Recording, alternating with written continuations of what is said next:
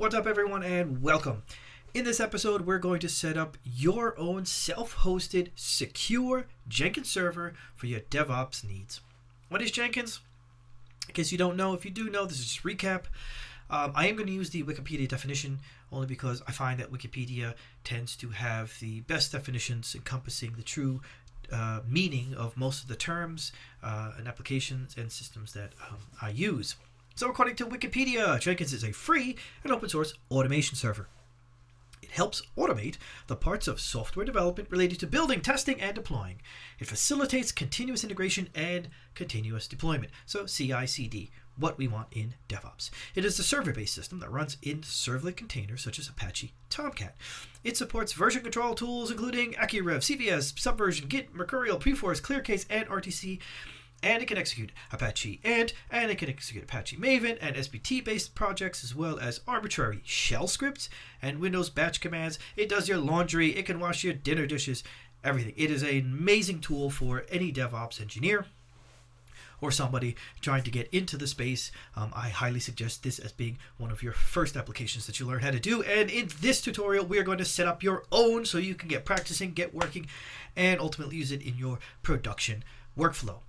So I'm going to use AWS as my cloud host of choice and infrastructure as code or infrastructure provider of choice. And I'm going to set up a 2-firewall system. I'm going to use the AWS security groups to control all traffic that can even get into my network, into my virtual private cloud, VPC.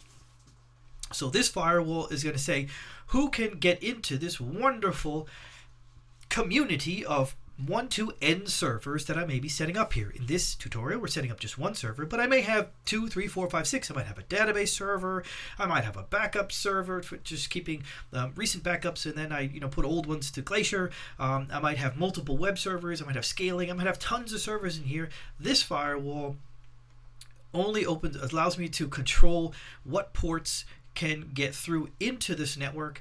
And then my second firewall is my instance-based firewall, which says this machine here only needs to run software XYZ. In this case, it needs to run Jenkins, and I'm going to use NGINX.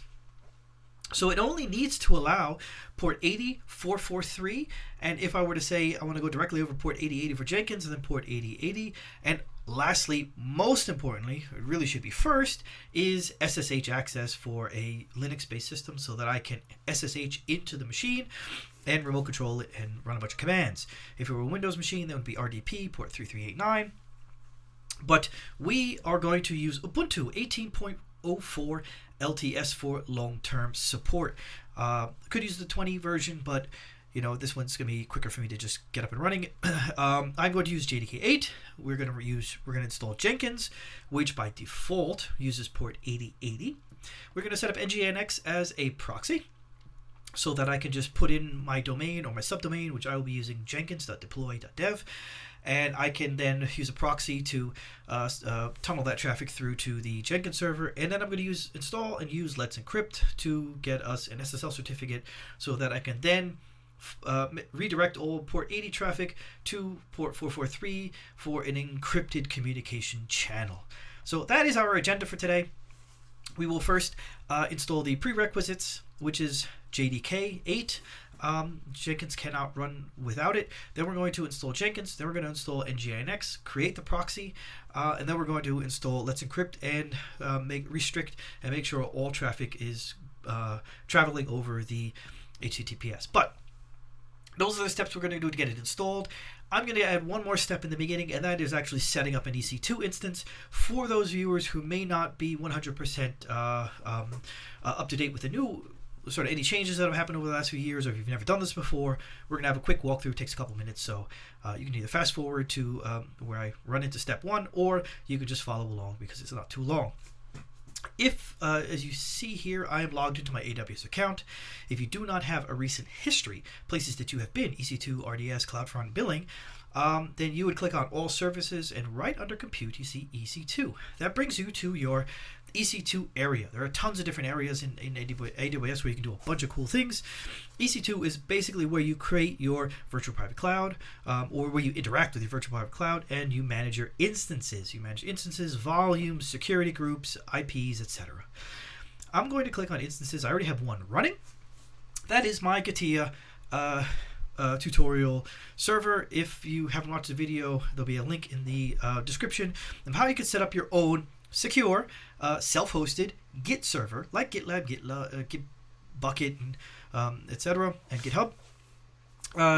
Reasons for doing so: many clients, larger clients, they may still have they're not arcane, but they are overly protective security principles in place, and they may say, you know what, you are not allowed to use a shared cloud-based Git service like GitHub or GitLab or Bitbucket.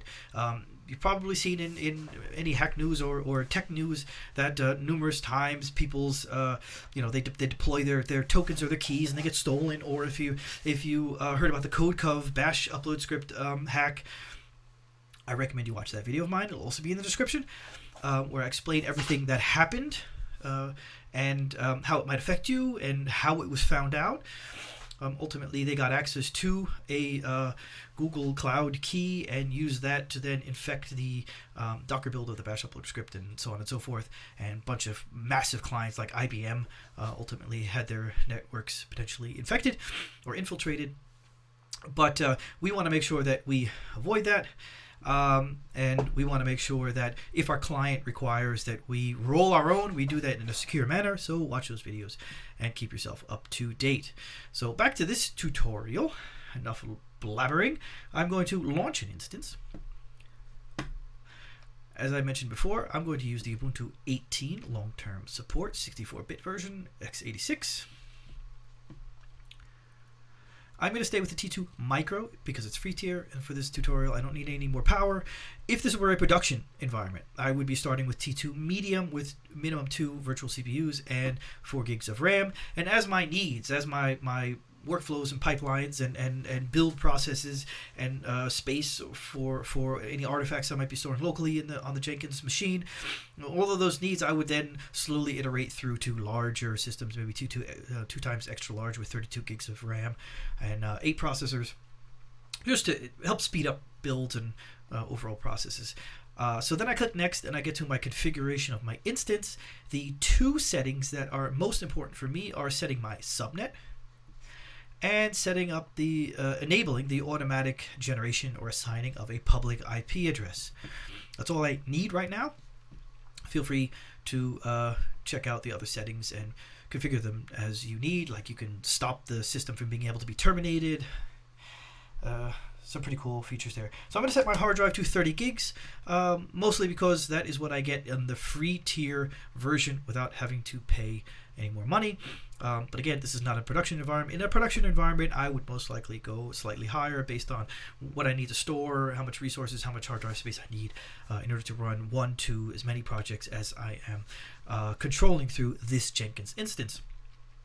You could create an individual Jenkins instance for every client, which means you have essentially one project, but even that one project could have multiple pipelines. You could have something dedicated specifically to backups, something dedicated specifically to code analysis. It doesn't have to be one huge pipeline. It could be 14 different separate ones that all trigger each other in any way, shape, or form, as complicated as you want. So again, I'm choosing 30 gigs for this tutorial. I'm going to use the standard general purpose SSD. You can get really wild with performance and provisioning and better hard drives. You can tweak the IOPS. You can well, actually you can't tweak the throughput here. Delete on termination, I'm allowing it, and the encryption, I don't really need it right now for this, but anyway. So I click next, go to the tags. I don't need any tags. So I click next again. I am now on the security groups. I've already created 2, an SSH of my own, otherwise it would be this default VPC blah blah blah. It creates a new one. I don't need that, because I've already created my own called SSH with a description SSH, and it allows port 22. It allows it everywhere. More secure would be allowing it either from my office or allowing it only from my home, and managing it every time the IP changes. There are tons of scripts out there to automatically change your IP when you change your rules, your security group rules when your IP changes, as an example. And then I'm going to allow web access over port 80 and 443. If you remember, I said Jenkins runs on port 8080. So I will create a new group just to help those who may not be that familiar with how to create security groups in AWS. I will create a new security group that temporarily allows port 8080 only for my home office IP address. And then later on I'll delete that once the production system is up and running and I am accessing everything over the secure encrypted HTTPS port. So I review and launch. I review it. I launch it. Here, another important thing is the key pairs for security reasons. If you're a security first entity or freelancer, here you definitely want to have at least, if you have different VPCs, at least one key pair per VPC, like a dev virtual private cloud with all your dev servers in it, a stage for a virtual private cloud. Let's say bare minimum. The best is to have a different key pair for each system that you set up. And even better in terms of security is once you have that server set up, you create a new admin with a new key pair, you disable the Ubuntu provided, the AWS provided admin, disable, not delete, disable, because you never know, you might want to re-enable it at some point in the future. And then for each user that needs to have access to the machine, let's say you still have some manual processes in your deployment, right, that need to happen for whatever reason because it's some special language and there's no automation possible, and you need somebody to be able to access the server to do that. He should only have the rights to allow him to do that task. So don't just willy-nilly give everybody admin, right? Just create multiple admins. And then your system admin would have his own user account, and that way you can track within logs and within access logs what each individual person is doing, track down who potentially did what, and maybe opened up a hole or changed a firewall, or even if they even have the ability to do that. Gives you much more power and much more security. So I'm going to use my default here because this account is only for tutorials. So I'm going to click on Launch Instance. But I did want to make sure that you guys understand the importance of security and how you can set it up at each and every step of the way, even down to the key pairs that are used to access your system. I wanted to name that Jenkins. So I've named this new, it would help if I spelled it right. I've named this new system Jenkins. Amazon gave me an IP address. Now this IP address I can use. However, as last time I have checked, this IP address can change. If the server crashes, reboots for whatever reason, I may not get the same IP address when it comes back online. Which means if I were to associate this IP address with a domain or subdomain, and the server reboots and I get a new IP address, then my domain or subdomain no longer works. It may direct to somebody else's website based on this new IP address, or if somebody calls the IP address, they wouldn't be reaching my website. So what I do is I switch directly, immediately over to an elastic IP. Now I've already assigned this static, elastic as they call it, IP address. This does not change unless I throw it away, give it up. I've already assigned this to a subdomain called jenkins.deploy.dev. So what I do is I associate this IP address to my new Jenkins server. Wait for the DNS records to update so that if I type in jenkins.deploy.dev, then I get to this IP address. How did I get there? I was on instances. I went down to network security. If it was closed, I opened it. Then I click on elastic IPs. I can either allocate one or request one. I think you get up to 5 in the base account, and if you want more, you have to fill out a form and get it approved. Give a reason why you need them. Get it approved, and then you get more. But I only need one here, so I have assigned this to my instance.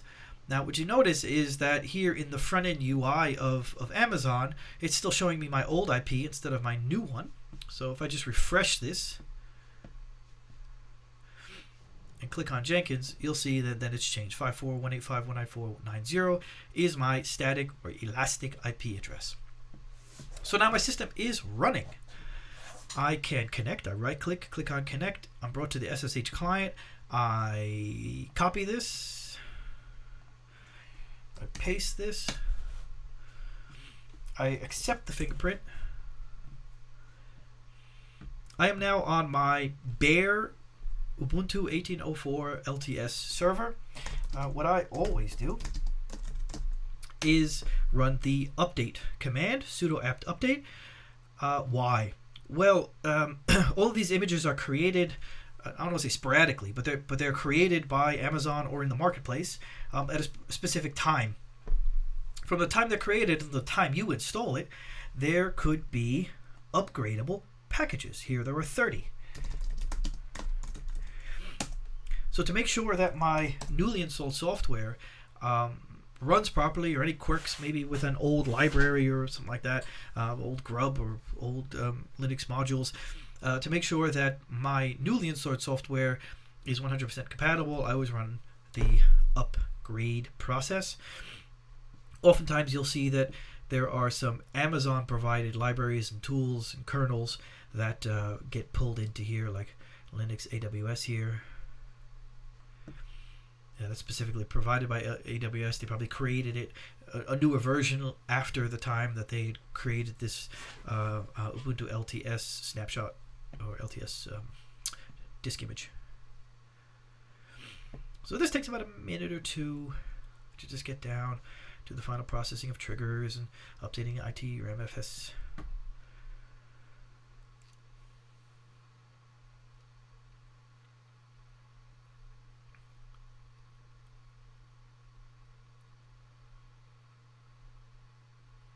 So my system is now up to date. I can jump back over here and we can begin with part 1. I've already run my update, so all I have to do is do sudo apt install openjdk-8-jdk. Accept it if it comes, yes. So I look at the security. I see that I have port 80, port 443, port 22. What do we not have? We don't have port 8080. I said I was going to set up a security group and I overlooked it. So what do? I go to Network and Security, Security Groups. I click on Create a Security Group. I type in port 8080, description port 8080. I go to Inbound Rules because I want to allow an inbound connection. For custom TCP is my selection because they don't have port 8080 here. I enter in port 8080. I said I was going to only allow my IP address. This is my current home office IP address, and I'm going to give this inbound rule a description. I'm going to create my security group. So now I created the security group, but I need to add it to this server. So I go to instances, I right click, I go to let's do it again. I went too fast for you potentially. I go to security, I click on change security groups. I click here, I have port 8080. I have to click add security group, otherwise it won't be added if I click save then. So see it's here now added. I click save to make sure that gets saved. Now I go back here and voila, you see the login. Jenkins does have security first principles in place in terms of its software. The very first one that you will see is that you have to access the server where it's installed, access the specific folder, var lib Jenkins secrets, and then a specific file inside there, initial admin password, in order to get the password to get to the next step. So I just copy this. It is a one-time password. It will not be required anymore. So I don't need to save it. I don't need hotkeys. I'm going to install the suggested plugins. This is just a base system. Again, for this tutorial, it installs all the base stuff that one would need right off the bat to just get into pipelines. Boom. So now it's probably writing the configuration file. And it'll give me the next screen, which is one where I have to enter in my first admin user. First admin user, enter in a password. Make sure you enter the password in correctly the second time. Enter the full name. Enter the email address. Save and continue. This is our IP address. It's a Jenkins URL. I'm just going to leave it like that. Start using Jenkins. There you have it, guys. real quick, real simple. We have Jenkins online. I could theoretically start we're making pipelines, creating a freestyle project, creating a pipeline, multi-configuration, creating a folder.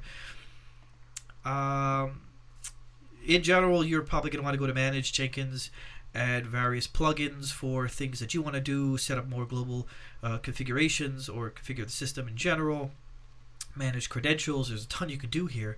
But we're not done, no, because I'm still on port 8080. And I have an insecure connection, which means when I type in my password to log in, people can't sniff it out. So we got to go back here. And the next thing we want to do is set up nginx. Nginx is going to be used as a proxy. So I could type in my subdomain jenkins.deploy.dev, and I'll be accessing it over port 80 initially, and then later I'll redirect and access it over HTTPS for secure encrypted communication. And then the server itself will tunnel or through the proxy and pass me through to port 8080 internally. So again, as with everything, we just want to first verify that everything is up to date. All packages are up to date. We want to install nginx, so we say sudo apt install nginx. Copy paste. It sets it up.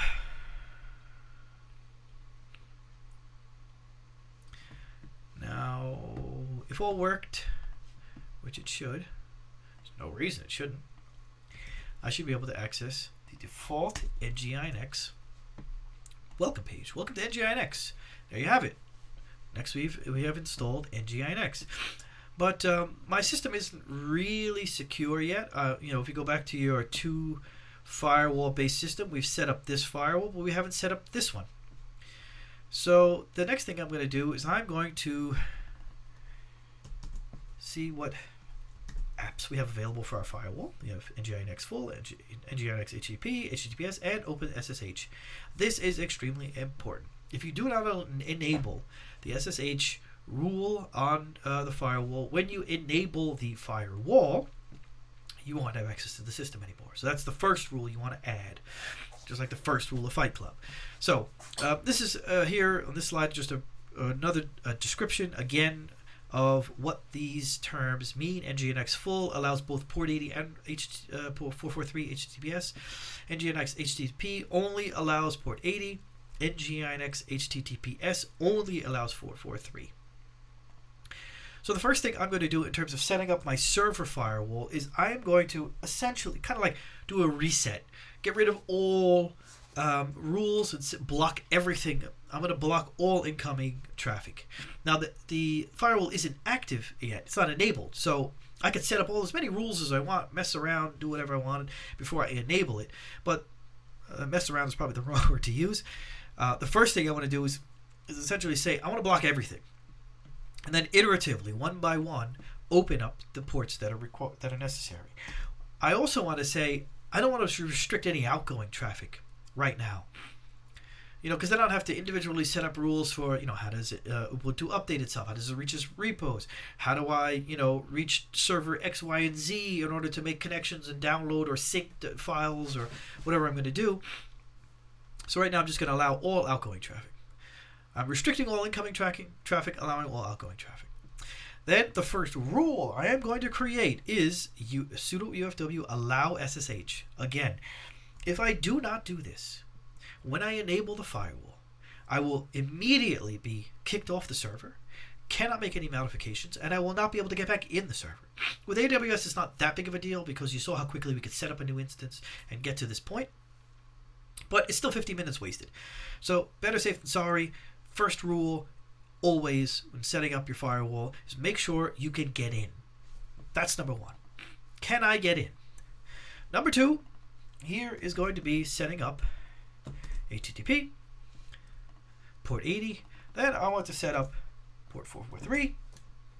And you see here, I have added an IP version 4 and version 6 rule to allow SSH. I've done the same for the port 80 or HTTP unencrypted communication, and I've done the same for IPv4 and v6 for HTTPS or port 443. Now I can enable the firewall, which means turning it on. And I get this warning. Are you sure? Because this command may disrupt existing SSH connection. So if I had not added this rule here, I'd be disconnected, cannot connect anymore. But I am sure that I've added that rule, so I will say yes, proceed. Now the firewall's on. So what did I add? I added 22, I added 80, and 443. Now if I go back here, let's test it, because this is port 8080. Do I see it anymore? No, I don't. I'm blocked. So let's just recap just one more time. I'm allowing 8080 here. I set up a security group in AWS to allow 8080 into this environment. Anywhere in this environment, I'm saying 8080 can come in. But here, I have actually just blocked it. So I have no endpoint for 8080. So this is just going to spin and eventually time out, which is a great thing. So we saw it work on 8080. We saw we have a access to port 80. NGINX is up and running. We set up the firewall, but we now need to kind of set up the NGINX so that it can reach 8080. So the first thing I do, just to make sure that I set it up from the ground up correctly, is I remove the default virtual host. That's what I just did here. Sudo remove etc nginx / sites minus enabled default. This is essentially removing the symlink that I create that is automatically created to enable the default virtual host. I'm then going to change directory into sites available. You see, I deleted from sites enabled. I am going into sites available, and in there I am going to create a new virtual host file called Jenkins. I am going to copy and paste here this virtual host file, and what this does, it first sets an upstream called Jenkins, and that has the server IP of 127.0.0 or address of 127.0.0.1:8080. So this is Jenkins. This is where Jenkins lives. That's the port it uses. I am going to tunnel through from the outside into the internal IP and communicate over port 8080 there. The second step is I create the port 80 server, the HTTP server, give it the name jenkins.deploy.dev, which is my subdomain name that is connected to the IP address that I connected to my server. I give it this arbitrary root, which is standard var www. I give it some index files. These will all be ignored because I'm saying any location that is given for this subdomain, it could be /contact, /dev, /login, /what is my name. It will all be passed through this proxy to Jenkins, which is our upstream right here. So all traffic, no matter what the URL, will be passed through Jenkins. I then go on to set up different settings for the proxy, including the host, the connection, the upgrade, and xreal IP. Then I go into the write size, the timeout, the buffer size. If this were a production environment and you have some pretty heavy lifting to do, you might want to tweak some of these settings for timeouts or for the buffer to ensure that it works flawlessly. But for my purposes here and for most starting installs, this should be fine. I write and quit. And here I have listed everything here, exactly that same setup. So after I create that file, I need to enable this virtual host, which is creating a symlink from the file I just created in sites available folder. You see, I just created it here, and creating a symlink in sites enabled Jenkins, which is we removed sites enabled /default, and now we're adding sites enabled /Jenkins. Once that's done, I restart NGINX, and now I am passing proxies through. I'm still not done because I don't want to send unencrypted or communicate over an unencrypted channel or port. So I'm going to install Let's Encrypt, which is a very straightforward process. It's 2 steps plus the third for creating the certificate. The first is adding the repository because Ubuntu doesn't know where it can get the certbot from. So I need to add the certbot repo to my system. So I could say install python-certbot, and Ubuntu knows where to get it. That's what I did here. Sudo add apt repository ppa certbot. Now that my system knows where it can get it, I can then say sudo apt install python certbot nginx. There's also one for Apache if you wanted to set up an Apache system, which I often do. For this tutorial, I'm switching over to nginx just to give you some experience and information about how to do it here. So certbot is installing. Thank you, Python. So now that it's installed, there are multiple ways to use certbot. You could either just create a certificate and manually update all of your nginx files, or you can use the full power of certbot to do all that for you. Since this is a brand new system and I don't have any other previous configuration, I am going to do it here. I'm going to use the full certbot potential. I'm going to enter my email address. I am going to accept terms and conditions. I'm going to say no, I'd rather not share my information. Look, it's doing the challenge for Jenkins. It's waiting for verification. It's cleaning up the challenges. It's deploying the certificate. And now it's asking me here, do I want to redirect? Make all requests redirect to the secure HTTPS. I say yes, because I don't want people to access this over the insecure HTTP port, especially if they're going to be entering any of my team members. If they're going to be logging in and creating pipelines or making modifications or adding tokens and keys to GitHub, and I don't want any of that communication to be unencrypted. Entering passwords and usernames and passwords, and you have like sniffers on your machine that somehow got there, or your browser, all of this stuff can be over the network, can be relatively easily sniffed out from your home or work environment. That's why I'm going to redirect all traffic to HTTPS. So now it has been created. They recommend that you go and check your SSL certificate. I'm probably going to get a B rating here because I haven't done too much modification to nginx in terms of HTTP 1.1 or 1.2 or whatever. But you see here, reporting Jenkins deploy.dev. Here's the IP address. It gave me a B rating. Protocol support. Why? DNSCAA. No, it doesn't have a DNSCAA. If I go down here, it's saying TLS 1.1 and 1.1 and 1.0. My cipher, I'm allowing weak ciphers. So in future videos, when we talk about hardening our system and improving the security, we will be blocking these weak ciphers. We'll be only allowing TLS 1.2 or maximum 1.1 or greater, depending on browsers. That's going to come in a different video, but you see that it recognizes we have an SSL certificate installed. Gave us an overall rating of B. An A would be wonderful, but again, that requires some more modification. And for this tutorial, it is not necessary. So now, if I were to refresh this, I get 404 not found, number one. But if I give jenkins.deploy.dev in, it should, no, not 8080, not port 8080. It redirects me directly to HTTPS. And it doesn't matter that I was logged in here. I need to enter in my username and password. And I'm entering it in a secure connection. So it's harder to be sniffed out, harder to be hacked. And there you have it, folks. We have set up a secure Jenkins server in roughly 30 minutes. Yeah, I did a lot of blabbering. But now, without any fear, with little fear of getting hacked, you can go away and create freestyle projects. Give it a name, test freestyle project. Okay, it's working.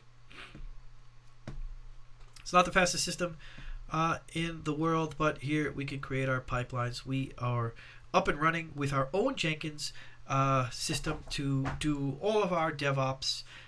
From building, testing, everything I said within slide 1. I hope you guys learned a little bit of something or had a refresher course that helps you do things a little bit faster or potentially a bit more professional and ultimately more secure in terms of how you set up your system, do your DevOps, do your DevSecOps, etc. If you like this video, don't forget to give me a thumbs up, subscribe to the channel. I am preparing a ton of other episodes on everything related to DevOps, whether it's what bash commands, how bash works in there, what scripts you can use, how you can create shell scripts to do specific actions, interact with Jenkins, from A to Z. They will be coming.